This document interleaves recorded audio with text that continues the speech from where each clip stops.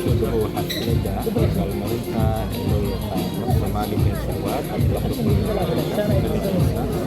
Royal Palace Museum. Sore waa markaysaa caawa xafladda